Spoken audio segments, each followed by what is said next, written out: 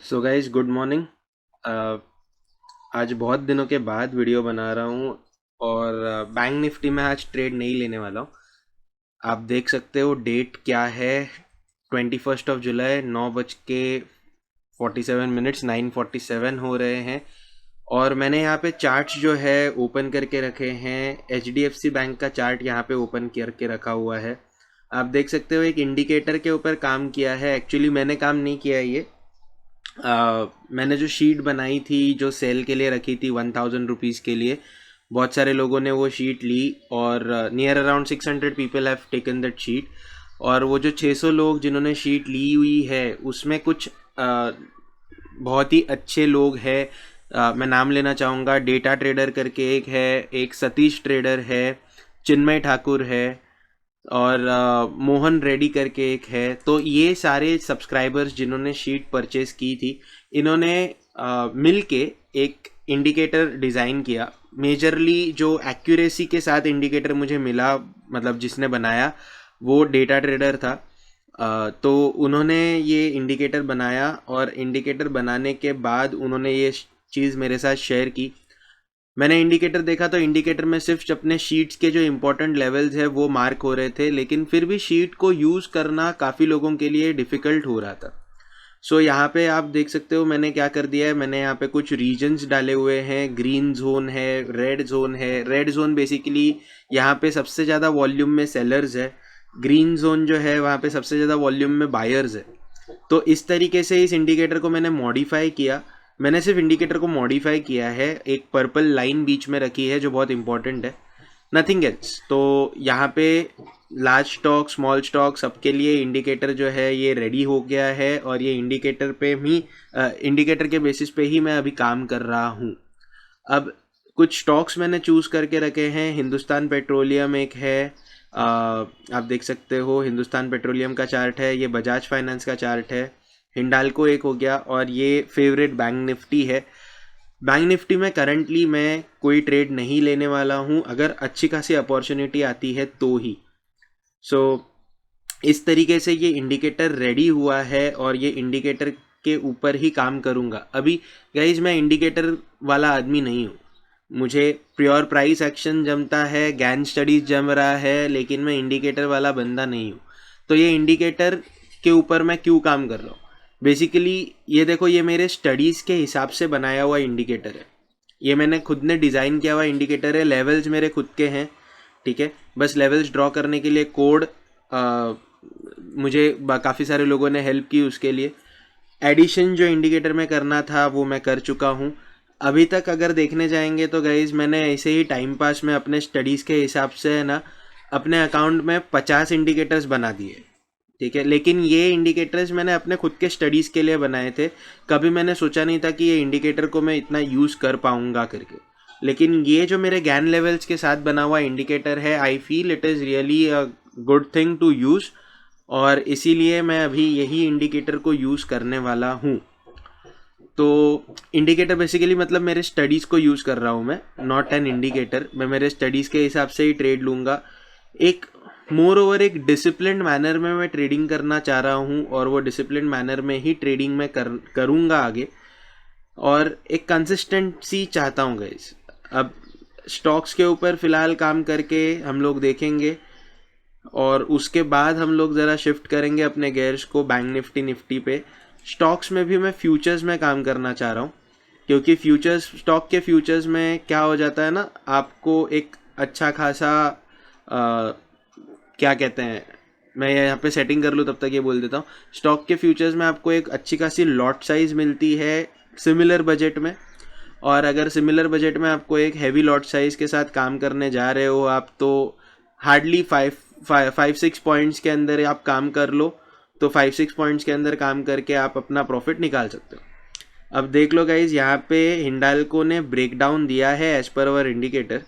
No trade zone से यहाँ पे ये ब्रेक हो चुका है। पर्पल लाइन को भी ब्रेक कर दिया है। पर्पल लाइन के नीचे आ गया, तो ये प्राइस एक्शन के बेसिस पे ये पर्पल लाइन बनी है गाइज। तो नीचे आ गया तो ये श्योर है कि अपने को फर्स्ट टारगेट देगा, ठीक है। अब ये कैंडल चल रही है 2 मिनट्स 23 सेकेंड्स ऑलमोस्ट बाकी है इस कैंडल को एंड होने के लिए।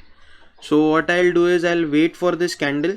अगर ये कैंडल की क्लोजिंग थोड़ी ऊपर की तरफ होती है, मान के चलो यहाँ पे क्लोजिंग अगर होती है 160.90 के आसपास, इधर अगर 85-90 के आसपास क्लोजिंग होती है तो यहाँ पे मैं शॉर्ट कर सकता हूँ, क्योंकि एटलीस्ट मुझे 2 से 3 रुपये तो मिल सकते हैं प्रॉफिट के, एटलीस्ट 1.5 रुपया तो मिल ही जाएगा। इसका लॉट साइज है 4300 का। मैंने टेलीग्राम पे अपडेट भी किया था कि मैं कौन से स्टॉक्स को देख रहा हूँ, क्यों देख रहा हूँ, और उनकी लॉट साइज कितनी है, उनके लिए रिक्वायर्ड मार्जिन कितना है। तो ये हर एक चीज़ मैं अपडेट पहले से कर चुका हूँ। और ट्रस्ट में गाइज, मैं सिर्फ उन्हीं स्टॉक्स को रोज़ाना देखते रहने वाला हूँ, उन्हीं स्टॉक्स के ऊपर ट्रेड करके प्रॉफिट कमाने वाला हूँ, क्योंकि बहुत ढूंढ के ये स्टॉक्स निकाले। नो डाउट कभी कोई स्टॉक अगर आ जाता है न्यूज़ में तो वो स्टॉक हम लोग देख सकते हैं, लेकिन एज ऑफ नाउ मैं ये स्टॉक्स मेरे लिए मेरे बेसिक कोर स्टॉक्स है। हिंडाल्को गाइज बहुत नीचे है, आई डोंट थिंक मैं हिंडाल्को को अभी चेक करूँगा। हिंदुस्तान पेट्रोलियम अपसाइड मोमेंटम दे चुका है और सस्टेन भी कर चुका है, और अगर देखूँ तो 2 रुपीज़ का एक टारगेट हमें यहाँ से मिल सकता है यहाँ पे अगर बाय करूँ तो।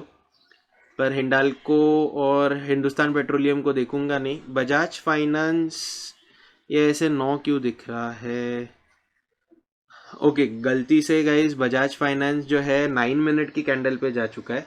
सो बस एक काम करूँगा, अरे 10 कहाँ पे यार, 5 मिनट्स की कैंडल कर देंगे जो अपना नॉर्मल है। अब बजाज फाइनेंस के लेवल्स भी अच्छे हैं। बजाज फाइनेंस का आज जो क्वार्टरली रिजल्ट होता है वो क्वार्टरली रिजल्ट आने वाला है, तो आज इसमें काफ़ी अच्छी वोलेटिलिटी मिलेगी। लेवल्स के हिसाब से अब ये ऊपर की तरफ है, ऊपर की तरफ जाना चाहिए। गाइज HDFC बैंक में एक शॉर्टिंग अपॉर्चुनिटी मिली है, सो थोड़ा बहुत क्विक मोमेंटम हो रहा है यहाँ पे। सो 141.9 पे हम लोग शॉर्ट करेंगे। स्टॉप लॉस सेफर साइड में 6 पॉइंट का रखेंगे, टारगेट 18 पॉइंट्स का।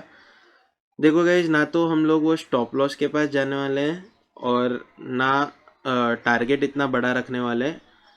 देखते हैं हालात कैसे होते हैं। अगर मिला तो फिर मैं धीरे धीरे अपने स्टॉप लॉस को ट्रेल कर दूंगा और टारगेट वही रखूंगा 18 पॉइंट्स। लेकिन बहुत डाइसी है आज, क्योंकि HDFC बैंक आज इसने भी रेकमेंड किया था, अपना मनी कंट्रोल ने भी रेकमेंड किया था, तो आज बहुत सारा वॉल्यूम रहेगा HDFC में। So it is a very dicey situation. Let's see, पहले ऑर्डर एग्जीक्यूट हो जाने दीजिए। 3 लॉट्स के साथ जा रहा हूँ, that makes it total of 1650। Reason क्या है, तो अपने लेवल्स के हिसाब से ब्रेकडाउन, ये एक फर्स्ट रीज़न था। अभी देखो गाइज 142 पे आया है, तो ये यहाँ पे एग्जीक्यूट हो चुका है, करंटली लॉस में है। तो लेट्स सी, 147.9 पे अपना स्टॉप लॉस है, 123.9 पे टारगेट है, उसके पहले ही निकाल लूँगा मैं। अब यहाँ पे मैंने टारगेट इतना नीचे क्यों रखा है, 126 एक्चुअली टारगेट होना चाहिए, ये इतना नीचे क्यों रखा है, क्योंकि गैप फिलिंग के लिए आ सकता है अगर अच्छा खासा, क्योंकि न्यूज़ की वजह से ऊपर जंप मारा है उसने। यहाँ पे आप देख सकते हो नो ट्रेड जोन से निकला है। बेसिकली ये जो फर्स्ट टारगेट है स्पॉट के चार्ट में, अगर फर्स्ट टारगेट तक मीट होता है तो वहाँ पे मैं एग्जिट कर जाऊँगा। सो लेट्स सी क्या होता है, जैसे भी रहेगा guys I will update. Position तो बन चुकी है। अब गाइज ये काफ़ी देर से ऊपर नीचे ऊपर नीचे ऊपर नीचे करके आप देख सकते हो यहाँ पे ये एक रीजन बना हुआ है जहाँ पे HDFC बैंक ने सपोर्ट लिया हुआ है। तो इस रीजन में बहुत ज़्यादा बायर्स बैठे हुए हैं। जैसे ये इधर आ रहा है बहुत ही हैवी बाइंग हो रही है और एक अच्छा खासा मोमेंटम दे रहा है ऊपर की तरफ। सो मेरे लिए सबसे क्रूशियल मूवमेंट कहाँ रहेगी, अगर ये थर्ड टाइम नीचे आता है, ठीक है, तो इसको ये रीजन को ब्रेक करना पड़ेगा। अब ये रीजन सिर्फ यहाँ पे ही बना है क्या, तो ये भी चेक करेंगे। इधर अगर ब्रेक किया तो नीचे जाएंगे। बैंक निफ्टी की अगर बात करूँ तो बैंक निफ्टी में भी कुछ सिमिलर सा हाल है। आप देख सकते हो बैंक निफ्टी के अंदर भी एक सिमिलर रीजन बना हुआ है। So I will just show that. यहाँ पे आप देख लो, बैंक निफ्टी में भी ये रीजन बना हुआ है जहाँ से सपोर्ट लेके ऊपर की तरफ ये रैली कर रहा है। अब बैंक निफ्टी काफ़ी अच्छी खासी रैली कर चुका है ऊपर की तरफ, HDFC बैंक भी कर ही रहा है। अभी बहुत सारे लोग यहाँ पे इसको W पैटर्न या फिर डबल बॉटम पैटर्न कंसीडर अगर करते हैं, जो कि ये फ़िलहाल तो नहीं है, लेकिन अगर कंसीडर कर लेते हैं तो ये मेरे लिए बहुत ही बैड न्यूज़ हो जाएगी, क्योंकि मैं शॉर्टिंग के लिए बैठा हूँ। लेकिन मेरे स्टडीज़ के हिसाब से और कंफर्मेशन के बाद, अब गाइज ये देख लो, यहाँ पे ये शॉर्ट हो चुका है, नीचे आ चुका है अच्छा खासा। तो नीचे आने के बाद मेरा टारगेट जो है मुझे काफ़ी नज़दीक दिख रहा है। अगर मैं देखूँ तो 141 और ये 140 पे चल रहा है। अब गाइज ये एक सिंपल सा लॉजिक मैं यूज़ करता हूँ, आप लोगों के इसके पहले भी बता चुका हूँ कि मैं प्राइस नहीं देखता कि क्या प्रॉफिट हो रहा है क्या लॉस हो रहा है, बिकॉज जब आप प्राइस देखते हो ना तो आपके दिल में एक डर आ जाता है, और प्रॉफिट देखते हो तो भी डर आता है कि यार ये कहीं कम हो गया तो क्या, और अगर लॉस देखते हो तो डर लगता है कि अरे कितना ज़्यादा लॉस हो रहा है। तो मैं अवॉइड करता हूँ प्रॉफिट और लॉस देखना, ये अभी आप लोगों के सामने दिखा रहा हूँ, लेकिन जनरली मैं अवॉइड करता हूँ। मेरा टारगेट एकदम सिंपल सा है, फर्स्ट टारगेट पे आएगा T1 पे आएगा तो मैं एग्जिट कर जाऊँगा। क्यों ऐसा? क्योंकि मेरी जो पर्पल लाइन है और बाइंग जोन है दोनों एक ही जगह में कोइंसाइड कर रहे हैं। देख लो गाइज, यहाँ पे ये नीचे आ चुका है, फर्स्ट टारगेट मीट हो चुका है, और ये यहाँ पे दोनों भी लाइन जो है ये कोइंसाइड कर रही है। तो यहाँ पे मेरे हिसाब से सेफ साइड यही रहेगा कि यहाँ पे एग्जिट कर लो। ज़्यादा पॉइंट्स नहीं मिल रहे हैं अपने को, हार्डली एक 5 या 6 पॉइंट मिल रहे हैं, लेकिन 5-6 पॉइंट में एग्जिट कर जाओ वो बेहतर है। सो मैं यहाँ पे देखता हूँ मैं मार्केट एग्जिट डायरेक्टली करूँ या फिर कैसे करूँ, मैं सोच रहा हूँ, कंफ्यूज्ड हूँ थोड़ा सा। देखो ये कंफ्यूजन आता ही है, यहाँ पे इसने 136.4 का लो बनाया हुआ है HDFC बैंक के जुलाई फ्यूचर्स में। सो काम करेंगे हम लोग, instead of directly exiting our position, ये लो जो है 136.4 यहाँ पे वही सेट करते हैं, 136.5 कर देते हैं यहाँ पे। सो जो 123 का जो है उसके जगह 136.5 करते हैं। सो ये हो गया 136.5। एक ऑर्डर हो चुकी है। आई नो मैं थोड़ा स्लो कर रहा हूँ, ये मैं एक्चुअली बहुत ज़्यादा सोच सोच के कर रहा हूँ, क्योंकि मैं चाहता हूँ कि एक अच्छा खासा फॉल दे, एटलीस्ट एक लॉट निकल जाए चलेगा। देखो लालच बुरी वाला है, सबको होता है मुझे भी हो रही है लालच। अब ये भी 136.5 एक अच्छा फॉल तो उसने दिखाया है, सो आई गेस यहाँ पे हो जाना चाहिए तो था। एग्जिट हुआ नहीं है अभी तक। वेल मार्केट देख लेते हैं एक बार कि क्यों नहीं हुआ है। 137.15 चल रहा है करंटली, और मेरे हिसाब से गाइज ये अभी ये बाइंग जोन और पर्पल लाइन को टच कर चुका है, तो यहाँ से ये ऊपर जाएगा। सो what I will do is मैं सिंपली यहाँ से एग्जिट कर ही देता हूँ। एक चीज़ अच्छी है कि एक सिंगल जगह एग्जिट कर दो सब एग्जिट हो जाएगा, तो मैंने एग्जिट कर दिया है, कोई भी ऑर्डर पेंडिंग नहीं है अभी currently. So let's see profit कितना हुआ है। देखो मैं अभी प्रॉफिट देखने जा रहा हूँ आपके सामने, एंड प्रॉफिट है 6627। अच्छा ये मैं मेरे वाइफ के अकाउंट में भी ट्रेड कर रहा था, तो यहाँ पे 2 ही लॉट के साथ ट्रेड लिया हुआ था। इधर थोड़ा सा पहले ट्रेड लिया हुआ था, मेरे इसमें ट्रेड लेने के पहले वहाँ पे ट्रेड लिया, वीडियो चालू करके मेरे इसमें ट्रेड लिया, थोड़ा डिले हुआ था।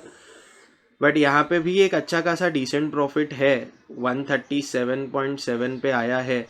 What I will do is मैं यहाँ से भी एग्ज़िट कर ही देता हूँ, जो भी बना प्रॉफिट वो यहाँ पे बना, मैं एग्ज़िट कर दिया हूँ यहाँ पे भी। सो गाइज यहाँ पे भी एग्जिट हो गया है, तो यहाँ पे 6083 का प्रॉफिट है, यहाँ पे 6627.50 का प्रॉफिट है। तो ये मेरे अकाउंट का ही प्रॉफिट मैं कंसिडर करूँगा। यहाँ पे 6627.50 का प्रॉफिट हुआ है एज पर द शीट। अच्छा capital used was near around 18,000 के आसपास, 18 या मेरे हिसाब से 24,000 के आसपास रहेगा, क्योंकि ऑनेस्टली स्पीकिंग मेरे हिसाब से ज़्यादा मार्जिन नहीं लग रही है एक लॉट के लिए। 7,000 या 8,000 के आसपास लग रही है। अगर 8,000 कंसिडर करूँ तो फिर भी 24,000 होता है। आप देख सकते हो यहाँ पे 141.9 पे आपके सामने सेल किया था और एग्जिट जो हुआ वो 3 अलग अलग प्राइस पे हो गया, 137.7, 137.95, 138। ओके, तो ये रहा आज के दिन का profit. So that's it guys. ये आज का बाइंग रेट और सेलिंग रेट यहाँ पे आपको दिखेगी। मैं टेलीग्राम पे एक ट्रेड ट्रैकर का एक शीट भी अपलोड करने वाला हूँ। आई एम अपलोडिंग दैट, क्योंकि मैं उस हिसाब से अपने ट्रेड्स को मैनेज कर रहा हूँ, मैं उस हिसाब से अपने ट्रेड्स को थोड़ा रख रहा हूँ। यहाँ पे जैसे मैंने आपको बोला था कि थोड़ा हायर प्राइस पे मैंने एंट्री लिया था, तो ये भी मैं आपको दिखा दूँ एक बार कि कौन से प्राइस पे यहाँ पे एंट्री हुई थी। तो यहाँ पे देख सकते हो 1143.35 पे एंट्री हुई थी। ओके, और 1137 यहाँ पे 1100 क्वांटिटीज, 2 लॉट। तो इस तरीके से आज यहाँ पे भी ट्रेड रहा। अच्छा, यहाँ पे कैपिटल जो यूज़ हुआ है इट इज़ नियर अराउंड 16,000। तो 16,000 रुपये का कैपिटल यूज़ करके अगर 6,000 का प्रॉफिट हो रहा है तो मेरे हिसाब से अच्छा खासा एक परसेंटेज निकल रहा है। सो स्टडीज़ एकदम परफेक्ट, ट्रेड एकदम परफेक्ट, टारगेट भी मीट हुआ। नो ट्रेड जोन के अंदर था तब तक अवॉइड किया। जैसे ही नो ट्रेड जोन के बाहर आया, प्राइस एक्शन के बेसिस पे हमने चेक किया कि एंट्री बनती है या नहीं बनती है। एंट्री बनी, उसके बाद ट्रेड लिया। मैं आपको ये चीज़ डिटेल में ज़रा समझाना चाहूँगा। जिन्होंने शीट लिया हुआ है, जिनके पास इंडिकेटर का एक्सेस है, उन लोगों को ये चीज़ इसी वीडियो से समझ में आ जाएगी। बहुत बार आप गलती करते हो, नो ट्रेड जोन में से हट के जब नीचे आ जाता है तो आप एंट्री ले लेते हो। तो एंट्री कैसे नहीं लेनी है, देखो ये ब्रेकडाउन देने वाली कैंडल थी। इस कैंडल ने ब्रेकडाउन देने के बाद, ठीक है, आपको ये यहाँ पे ग्रीन कैंडल मिली, तो ग्रीन कैंडल मिली तो आप एंट्री नहीं लोगे, डेफिनेटली नहीं लोगे। आपका मेन काम क्या था कि जिस कैंडल ने ब्रेकडाउन दिया है उसका जो लो है वहाँ पे आप एक लाइन बना दो। उसका लो जब ब्रेक हो जाएगा, ओके, एक नया लो बनेगा, तब आपके लिए कंफर्म है कि ये आपको टारगेट दे सकता है। आप चाहिए तो इसको बैक टेस्ट करो। बहुत सारे अपने जो शीट लिए हुए मेंबर्स है वो बोल रहे हैं सर ब्रेकडाउन होने के बाद हम लोग या फिर ब्रेकआउट मिलने के बाद हम लोग एंट्री लेते हैं, टारगेट नहीं मिलता है। मैं आपको टाइम दिखा देता हूँ। यहाँ पे 10:07 पे हम लोगों ने एंट्री ली थी, 10:07 को एंट्री ली थी। मैं आपको यहाँ पे दिखा दूँ, 10:07 पे एंट्री हुई थी यहाँ पे। इस कैंडल के बाद, मतलब ये जो कैंडल चल रही है ना रेड वाली, इसमें भी एंट्री नहीं ली है मैंने यहाँ पे एंट्री ली है। तो इतना डीलेड एंट्री लिया है, लेकिन फिर भी अच्छा, ये डीलेड एंट्री ऐसा नहीं है, ये तो स्पॉट का चार्ट है। मैं स्पॉट के चार्ट में देखते हुए एंट्री लिया हूँ फ्यूचर्स के इसमें। अब फ्यूचर्स के इसमें एंट्री लेने के लिए मैंने फ्यूचर्स में भी चार्ट ड्रॉ करके रखा था, लेवल्स ड्रॉ करके रखी थी। लेवल कौन सी ड्रॉ करके रखी थी, उधर की लेवल के हिसाब से, मतलब स्पॉट के लेवल के हिसाब से मैंने चेक की थी कैंडल को, और कैंडल के हिसाब से मैंने प्राइस डाल के रखी थी, एक रेंज बना के रखी थी कि अगर 143 वाली रेंज जो है फ्यूचर्स में ये ब्रेक हो जाती है तो यहाँ पे मैं एंट्री ले लूँगा। तो एग्जैक्टली यहाँ पे 10:05 की कैंडल नीचे आई, तब मैंने इस कैंडल में एंट्री लेने का सोचा और एंट्री लिया। ओके, सो इस तरीके से आपको कंफर्मेशन लेके ट्रेड लेना है गाइज। जैसे ही आप कंफर्मेशन लेके ट्रेड लेते हो, आपका फर्स्ट टारगेट तो इजीली मीट हो ही जाएगा। एग्जिट करने का सिंपल सा रीज़न यहाँ पे यही है, फर्स्ट टारगेट मीट हो गया, नीचे बायर्स का जोन भी बैठा हुआ है और बायर्स के जोन में ही अपनी पर्पल लाइन जो बहुत ही क्रूशियल लाइन है वो भी वहाँ पे है। अब गाइज मेरे आने वाले कई सारे वीडियोज जो रहेंगे ये मैं अपने गैन स्टडीज़ के हिसाब से अपने इंडिकेटर को यूज़ करते हुए ही वीडियोस बनाने वाला हूँ। अब नो डाउट इसमें लॉजिक रहेगा, आपको सीखने के लिए बहुत सारी चीज़ें मिलेंगी। ऐसा नहीं है कि मैं सिर्फ इंडिकेटर के बारे में बात करूँगा, इंडिकेटर ये वर्ड भी यूज़ नहीं करूँगा। मैंने अपने हिसाब से ये एक स्ट्रैटेजी बनाई हुई है ट्रेडिंग करने के लिए। देखो, हर एक इंसान के पास अपनी खुद की एक स्ट्रैटेजी होनी चाहिए based on which he can trade consistently, ठीक है। मैंने एक चीज़ नोटिस की है कि अगर आप मल्टीपल स्ट्रैटेजीज यूज़ करते रहोगे तो you will and up in not mastering anything. तो मैं चाहता हूँ कि मैं मास्टर कर लूँ एक कोई तो स्ट्रैटेजी को, तो एक स्ट्रैटेजी मास्टर करने के हिसाब से मैं यहाँ पे ट्रेड्स बना रहा हूँ। ओके, तो मैं पर्टिकुलरली मेरा जो स्टडी मेथड है मैं उसी को मास्टर करने के हिसाब से ट्रेड करते रहूँगा, अपने यही मेथड्स को दिखाते रहूँगा, गैन लेवल्स और गैन स्टडीज़ को किस तरीके से मार्केट रिस्पेक्ट करता है ये दिखाऊंगा। एंड आई विल ट्राई कि मैं एक डिसिप्लिनरी वे के साथ, डिसिप्लिन्ड वे के साथ आपको ट्रेड करके बताऊं। Okay, so that's it guys, that's all for the day. Thanks a lot, thanks for watching.